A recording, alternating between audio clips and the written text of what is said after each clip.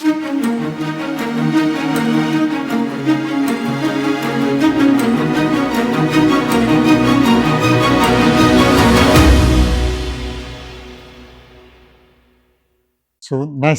nascido em 20 de maio de 1936. Vim primeiro a Ceará-Mirim, me apresentei ao padre que era conhecido nosso lá, e ele me ofereceu se eu queria trabalhar numa das usinas. Disse, vamos tentar.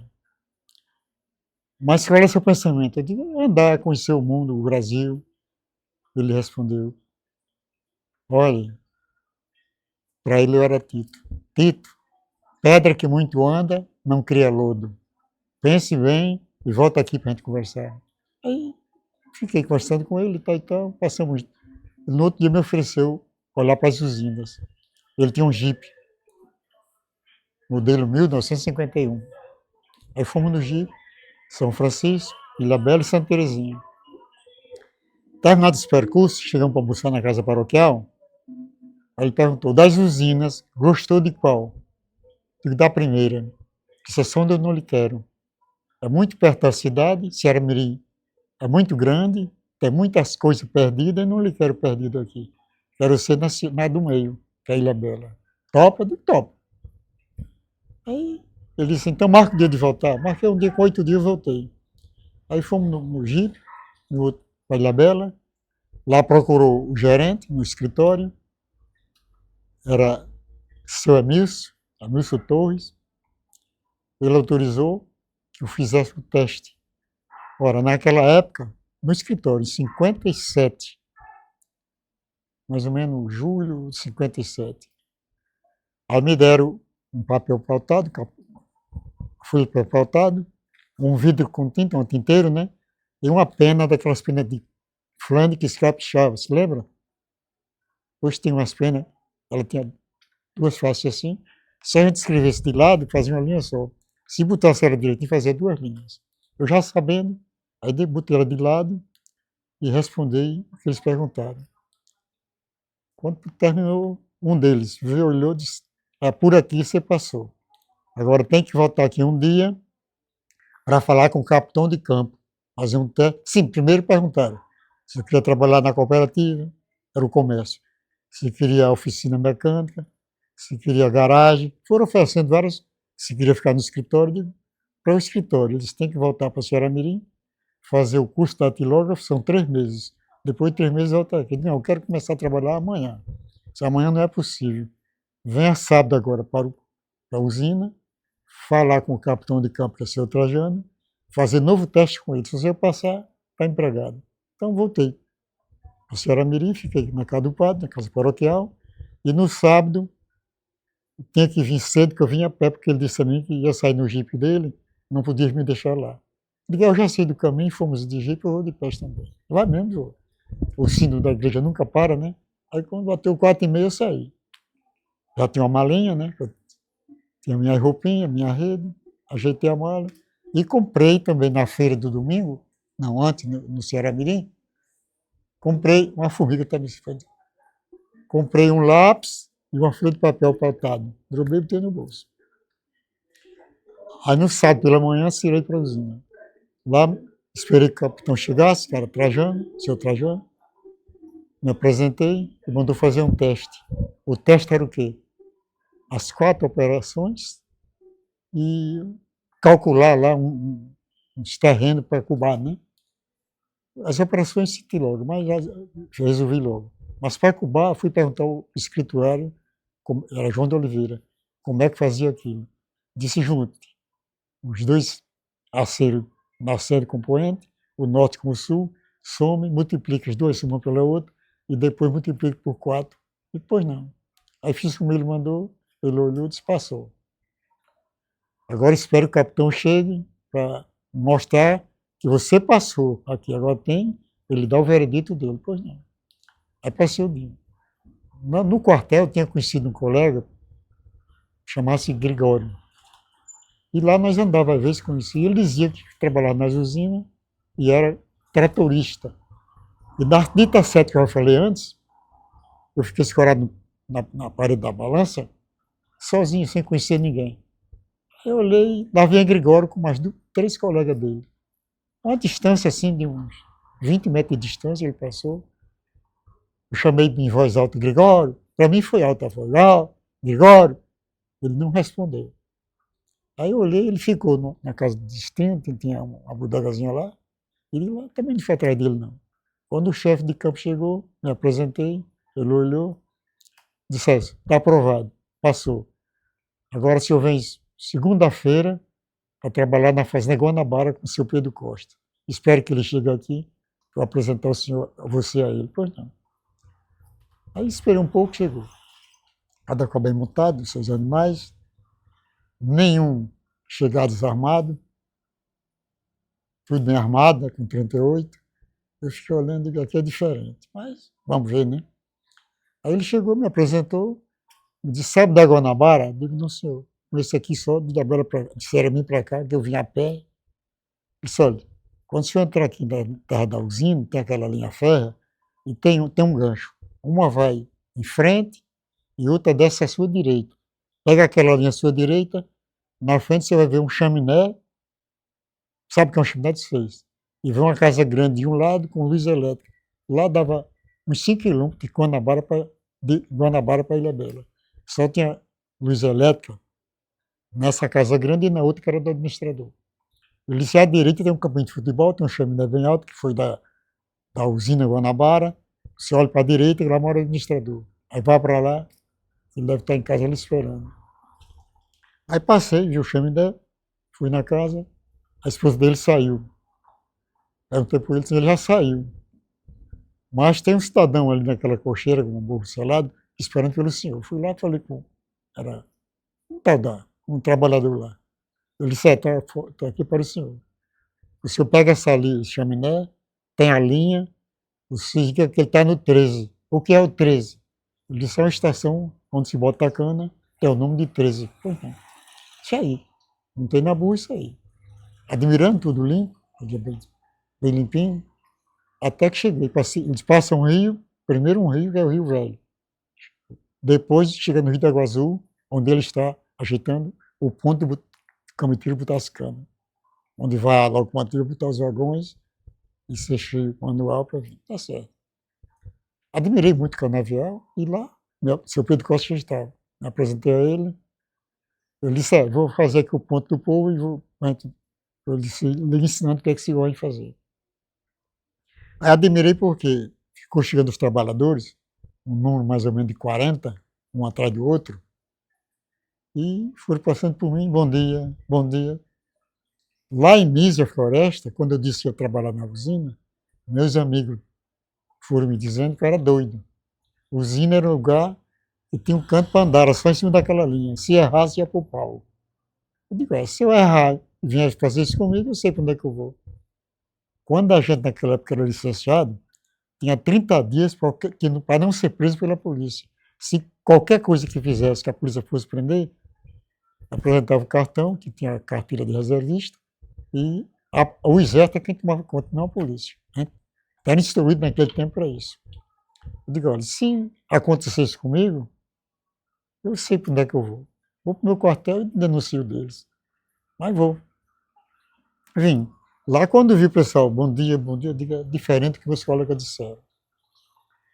Mas chegando na usina, seu Pedro Costa saiu para fazer os pontos dele e me mostrou como é que fazia.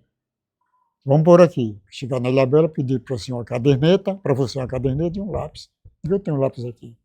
Tem um lápis e uma folha de papel pautado. Chegando lá, ele parou num canto, que era frente de uma oficina. Aí eu montado numa burra e ele num burro. Aí chegou um trabalhador, porque eu conversava com o trabalhador e tal, e o escritório bem pertinho assim. Aí aquela pessoa veio: Candé, fiquei na minha. Candé, você é por aqui? Digo: olha, está me conhecendo a mim ou essa burra da usina? Disse: que é isso? Disse o Gregório, né? Aí seu Pedro Costa: agora você é Gregório, você é Canindé. Aí eu fui contando a ele: tal dia, no sábado, eu estava ali, assim. Ele disse: você me chamou de quê? De Gregório. E não, meu nome aqui é Chico. Gregório é nome de quartel. Aí esse tema bem, né? Eu vi que ele tinha razão, né? Fomos para o escritório. Lá ele pediu uma caderneta, o seu Pedro Costa me entregou e continuou a viagem para a Fazenda União. Eu, com meu papel, eu fazia um papel também lá de, nem me lembro como era, não me lembro o título que dava não. Aí fui riscando para onde eu ia, né? O 13, o Rio da Azul, o ponto lá onde estavam os trabalhadores, o caminho para onde nós seguimos. Chegamos na estrada e disse, olha, com essa aqui conheço, passei aqui tal dia com o padre indo para Santa Terezinha. Você é colar Santa Terezinha? Mostrou onde era a usina. Era perto, uns 3 quilômetros de distância ou 4. Aí seguimos em procura de União. Ele dizendo, vamos agora a União, que faz parte da minha administração. Lá, e eu riscando. Chegamos na casa dele, já meio-dia. Ele disse, seu Francisco? Sim, quando o Gregório chamou de Gregório, ele disse, agora, não, aqui é Canindé, não é mais Francisco, não. Aí ficou, né? Eu para Canindé, que era meu nome de guerra, e Gregório já era meu amigo. Então ele disse, sabe andar de tarde por onde nós andamos? Eu disse, senhor. Não vai se perder? Eu digo, não, senhor. Diga aí como nós andamos. Tirei do bolso o papel e mostrei a ele. Ele olhou, admirou-se. Disse, ninguém nunca fez isso aqui, somente o senhor. Está provando que o senhor sabe o que está fazendo. Foi de tarde, o senhor vai para o mesmo canto ainda. Pois não. Aí me disse que eu vinha almoçar na Ilha Bela, já tinha visitado lá na pensão. Fui lá, peguei a boia, do mesmo burro saí por onde ele tinha andado de manhã. Cheguei de tarde. Eu ia fazer o ponto do povo, né? Aí mostrei a ele, está bem feito. Aí me disse que eu tinha tantos dias para trabalhar com ele ali, e ele tinha tantos dias para resolver com o chefe de campo se eu tinha condições de fazer aquele trabalho ou não. Menos de um mês, disse que eu tinha passado. Né? Aí já fui transferido para outra fazenda, aí na Boa Esperança. Fui. Lá também fui aprovado. De lá, um dia nós viemos para um rio por nome de Água Azul. Aí o administrador, que era Zé Felizardo, me mostrou que a usina Santa Terezinha estava morrendo naquele dia. Ia botar naquele dia. Aí nós viemos de lá, o chaminé com fumaça e tal e tal. E fui vendo por lá e fui continuando, né? Tinha muitos títulos. O principal era corte de cana. Depois era o transporte, era o cabitamento. Depois tinha as capinas, que era assim. Tinha a planta. Tinha a arranca de soca, que era manual também. Conservações de rio, de valas, de cerca, de estrada. Costeira movente, que era o tratamento dos animais. E cada um tinha seu título. Eram uns 20 títulos que tinha. Na caderneta, botava aqueles títulos. Conforme o desafiador dava aquele título, já tinha aplicado. E ali ia pegando. Botava o nome de quem estava ali. Botava um L pela manhã. De tarde um L ao contrário. Para fechar aquele quadradozinho, né? A balança tinha uma linha por um lado, outra por outro, e no meio o escritório, com os 2 balanceiros e um escriturário e um chefe de tráfego, que era quem mandava nos transportes. Né? Os vagões eram pesados de um lado e de outro, mas já era mais do lado esquerdo e no direito. E o burro que vinha com as cargas no caminho pesava do outro lado. Dali seguia para a esteira, derramava ali, e os vagões iam para a esteira de lá, abria os vagões que tinham as portas, e puxava com cano de ferro, a cana caía direto na esteira. Os caminhões, a média de peso era a base de 8, 10 mil quilos. E os burros que chegavam para pesar, o burro de cambiteiro, eram a base de 250 quilos, 200 a 250 quilos. Mas depois era pesado o burro, para tirar o peso do burro com o equipamento dele, que era cangalho de cambitos, e que vinha de cana. Pesava bruto, depois pesava o burro para tirar o que vinha de cana. Como era a usina, né? Primeiro, o chaminé, que é muito alto, você deve ter visto, e hoje está lá. Foi feito, diz um seu Pedro Costa, que tinha sido construído em 1950. Mas um prédio alto, tinha também uma parte de um primeiro andar, mas tudo feito nas tábuas, escada de tábua, a parte feita de tábua, onde tinha as turbinas, onde se processava o açúcar, onde tinha o laboratório, fora da usina, mais pertinho. E dentro tinha um chefe do laboratório que tirava aqueles caldos e mandava para o laboratório para tirar o grau. Voltava a tirar aquelas impurezas, né? E quando a gente, como funcionário, a gente tomava de cana, ia para aquele laboratório, lá pedia, não todo mundo, funcionário, do apontador para lá. Então mandava pegar o caldo na moenda e vinha, coava, e a gente tomava um copo, dois, três que quisesse. Agora o açúcar era ensacado lá mesmo, botado no armazém, que é um armazém muito grande, e quando tem os pedidos, ia para Natal, quando os pedidos que vinham comprar de fora. E outra lembrança grande é quando ela terminava de moer, tem um tal do mel final, aí vinha a gente das fazendas pegar aquele mel que não era mais para fabricar o açúcar. Aquele mel, a razão parou, aquilo se instruir. Para não botar para os animais, então dava o povo que vinha. Vinha gente com latas, com garrafa, com litros, né? Enchia e levava para cá. E aquele mel final, para não se instruir, para não ir para os animais, o pessoal vinha e levava de litro, de lata. Vinha muitos que traziam até aquelas ancoretas, uns burros. E vinha gente de Coqueiros, de Boa Vista, de Gravatá, Primeira Lagoa, perto de Capela, vinha gente com animais, com cangalha, e levava, fazia aquela fila e aquele mel era distribuído. Isso na usina Ilhabela. Já na São Francisco não existia isso. Eles apuravam até, davam um jeito lá de apurar até o fim. Assim como o centro da cidade era bem tratada, bem limpa, o doutor Gustavo, quando chegou lá, teve a ideia de arborizar a frente das casas, trouxe umas plantas, papoula, parece o nome, outros nomes eu não me lembro mais, né?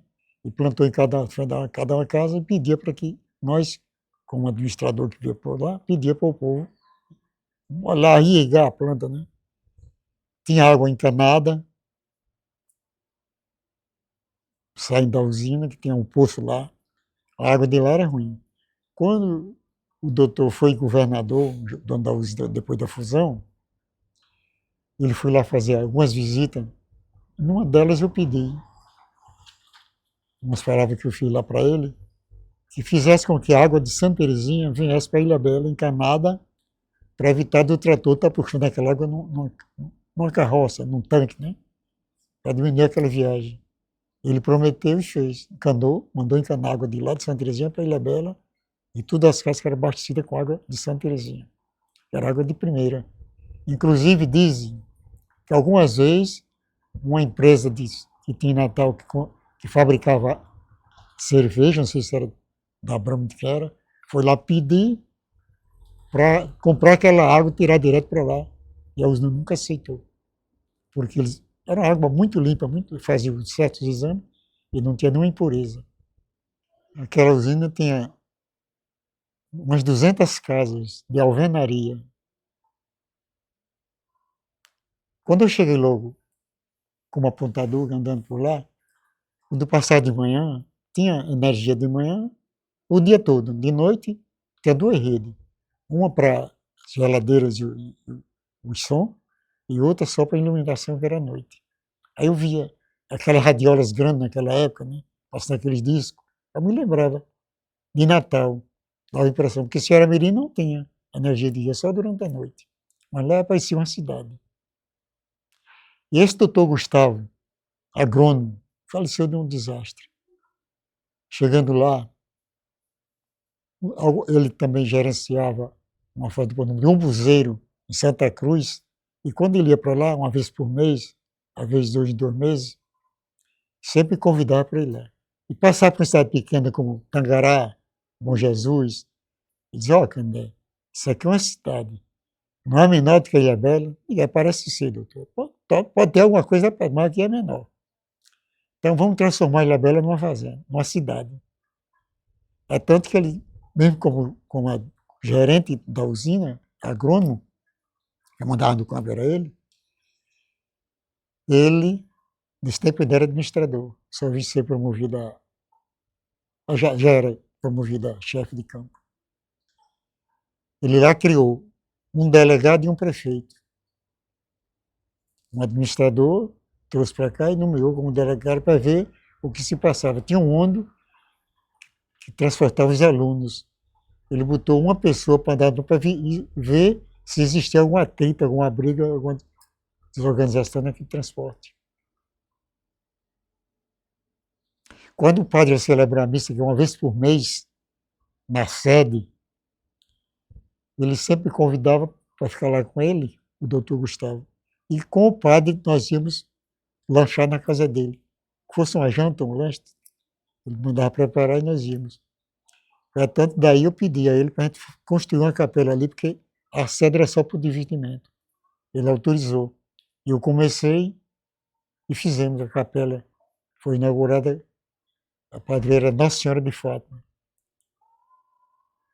E quando a usina fechou, quando foi a fusão, o doutor Geraldo como governador, o filho dele como gerente lá da empresa, o pessoal vinha pedir para ir embora, para ser indenizado, que não tinha mais aquela função que eles faziam. Ele indenizava aquela pessoa com tanto, e a casa dava por tanto, que era para tirar aquela casa, desmanchar a casa toda a alvenaria, coberta de telha, com madeira boa. Ele tinha tanto a menos para levar a casa para ele construir em Ceará-Mirim onde ele quisesse. Dava mal transporte e deixar em Ceará-Mirim. E além de dar emprego aos homens, a família, mulheres e crianças, se divertiam, se viravam com os rios pescando, com landuá, com puçá, outros de anzol. No inverno, vinha muita água naquelas valas, transbordavam a estrada, eles botavam uma ladeira para pegar curumatã naquela estrada, ali perto do Água Azul. O diretor, quando eu cheguei lá, era Décio Eloy de Almeida, era o diretor da usina Ilhabela.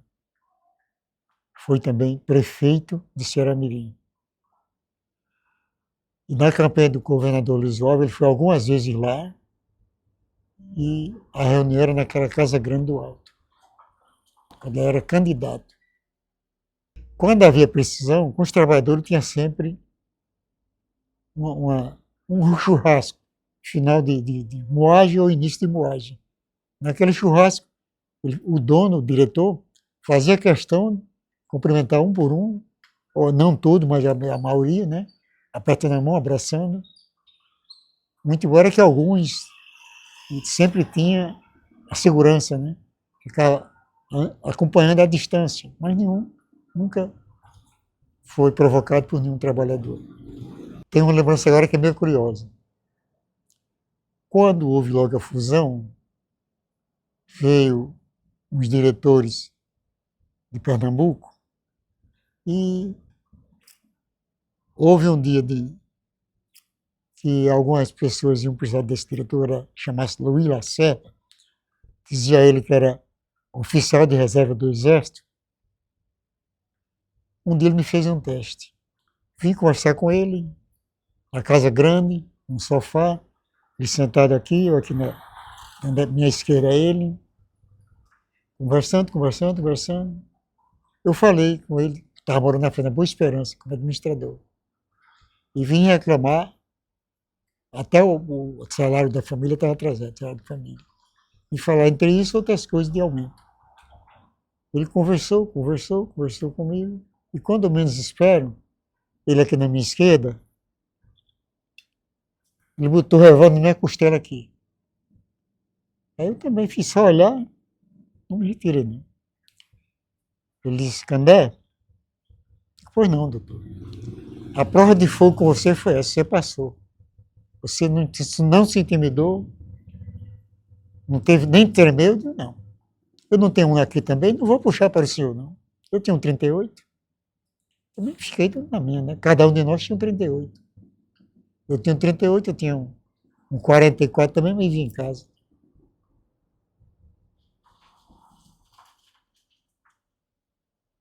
Esse doutor Lacerda chegou em dezembro e ele disse que não tinha como pagar o 10º dos trabalhadores. E formaram a mini greve, pessoal de Boa Esperança, Guaramiranga, Cajazeiras. Isso assim, incentivado por um administrador que era Afonso Olegário. Foi incentivando e foi ajeitando para o povo vir pela manhã para cobrar o 10 que ele estava devendo. Ele, quando veio de Pernambuco, ele trouxe uns 4 ou 5 pessoas de lá, para ser as pessoas dele, né? Botou no campo, botou na indústria, botou na usina. E o pessoal veio, e um amigo meu que morava em Cajazeira, era Afonso Olegário, está em Cajazeira, vai morar em Boa Esperança, passou e me chamou. Eu digo, não, deixa para ir mais tarde, agora eu não vou não. Aí demorei, mas não vim. 9 horas eu saí, montado a cavalo, na minha burra. No caminho encontrei um trabalhador. Aí perguntei, como é que foi lá? Esse trabalhador é meu compadre, Chico Pereira. Ele disse, compadre, eu nem lhe conto. O homem deu bravo lá, chegou com o risco, mandou que subisse, que ele queria botar abaixo um por um. Na balança tinha, parece que dava uns 20 degraus. A balança era, fizeram aquele prédio depois, fazer um andar lá para fazer o escritório.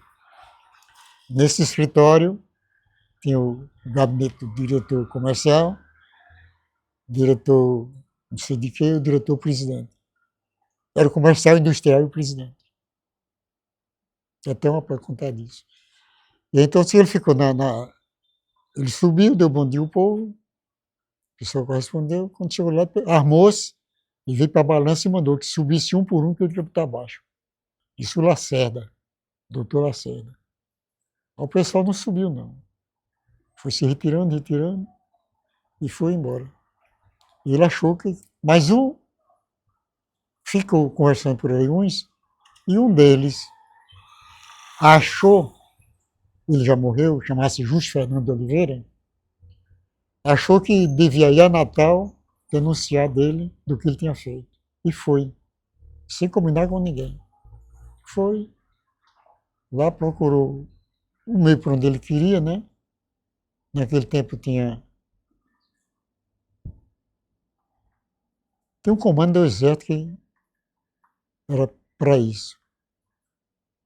Ele falou com esse comandante do quartel do general, ele mandou ele para outro canto e prometeu a ele que tal dia iam lá.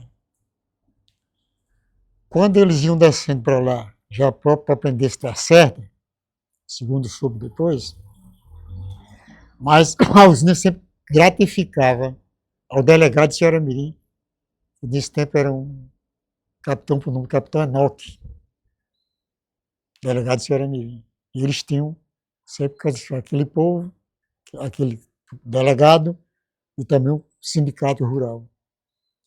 Então o delegado, quando essa patrulha do exército, quando chegou em Ceará-Mirim, obedecendo o estatuto, foi logo do delegado, o delegado era superior do tenente que vinha fazer essa prisão em Ilhabela. Aí avisou ele o que vinha fazer. Ele, como da polícia, mas era capitão. Tinha 3 estrelas. E o que vinha era o primeiro tenente, ele só tinha 2 estrelas. Ele era subordinado ao capitão. Foi lá e comunicou a ele o que ia fazer. Nessa comunicação, outra pessoa passando por lá mais rápido e avisou lá o doutor Lacerda o que ia acontecer com ele. Aí ele vem numa rural com um motorista e quando chegou naquela ponte que passou para São Francisco, aí viram que o motorista dirigindo viu que o carro do exército estava se aproximando. Aí ele foi, entrou para São Francisco, demorou lá um pouco e viu que o carro do exército passou para lá. Aí eles tiraram por dentro, passaram de cima e foi direto para o Recife. Ele ia ser preso nesse dia, o Lacerda. Eles chegaram lá, procuraram, não encontraram, fizeram dele e voltaram, né? Eu estava fora, estava no campo, mas soube disso depois, como tinha acontecido. E depois o próprio motorista contou que tinha entrado, quando viram que o carro ia entrando, o carro do exército, entraram para lá e eles tiraram por dentro para sair, uma saranduba quase, e tiraram para Natal. Esse caboclinho era comandado por Sebastião Leiro, chamava ele de Tião Leiro. E eu, como chefe do campo, nessa época, Eles moravam a maioria em Cajazeiras e Baçangana, Boa Esperança. Eles tinham que me comunicar e saber se eu autorizava que eles viessem. E eu tenho que ajudar. Financeiramente eu dava alguma coisa a eles. Né? Isso era no. Tem uns instrumentos de madeira, a madeira oca, né? Botavam couro em cima e ficavam batendo, os outros dançando, era bonito. Tem também a cavalgada. O responsável era Raimundo Felipe, esse era em Guanabara, que pertence à Ilha Bela, Fazenda Ilha Bela. E vinham às vezes se apresentar também na usina. Sabe o que não é a cavalgada? Nenhum, né? Bota-se uma trave, como fosse uma trave de futebol, e ali, mais ou menos nessa altura aqui, mais alto que esse aqui. Um pé de um canto, outro no outro, pé no meio. Aí pendura-se ali uma argola de ferro, cada um correndo o seu animal, do seu cavalo em sela, com a lança, para saber quem acerta, para passar aquela lança naquela argola, né? É a cavalgada. Quando era comum, acertava, parava. Aquele era o campeão. E se não acertasse, corria de novo. Eu assisti alguma vez na Ilha Bela, eles vieram alguma vez brincar ali da balança para a capela. Era bonito. Uns tinham cavalo, outros tinham burro mulo, outros tinham. Tinha também corrida de jumento, tinha um jogo de futebol.